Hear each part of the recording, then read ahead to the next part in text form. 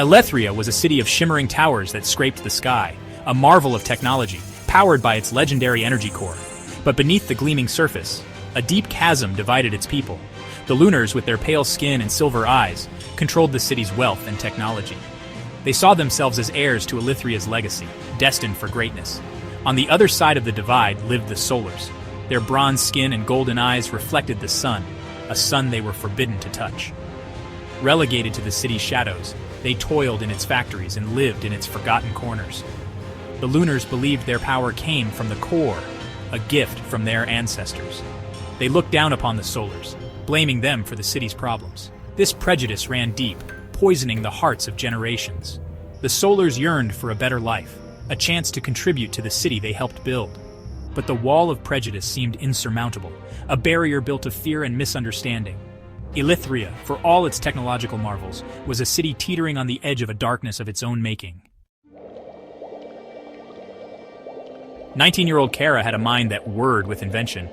She saw the world as a puzzle to be solved, a machine to be understood. Growing up in the solar sector, she spent her days scavenging discarded lunar tech, breathing life back into broken circuits and forgotten gears. Her dream, to become an engineer, to work in the core facility that powered Elythria.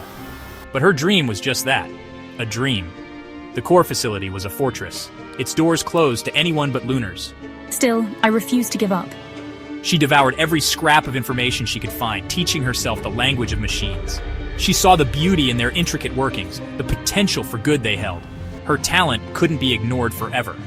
One day, a broken-down automaton found its way into her workshop.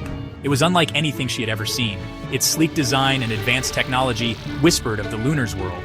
Little did she know, this machine would become her unlikely ticket into the world she yearned for, and into the path of someone who would challenge everything she thought she knew. Elyas, with his silver eyes and hair like spun moonlight, was born into the lunar elite. He carried the weight of his family name, a name synonymous with power and influence in Elythria. He was groomed from birth to take his place among the city's leaders, to uphold the lunar legacy. But I feel stifled by the gilded cage of my upbringing. He questioned the prejudices ingrained in his society, the casual cruelty inflicted upon the Solars. He saw the injustice but felt powerless to stop it. His own family, blinded by their privilege, dismissed his concerns. They believed in the lunar right to rule, their superiority ordained by fate. Trapped between my conscience and my loyalty, I sought solace in my studies. He immersed himself in the intricacies of the energy core, hoping to find a way to bridge the divide that fractured his city. Little did he know, his quest for knowledge would lead him to an unlikely ally, someone who saw the world with a clarity he craved. The energy core, the lifeblood of Elythria, was failing. Its once bright light flickered ominously, casting long shadows across the city.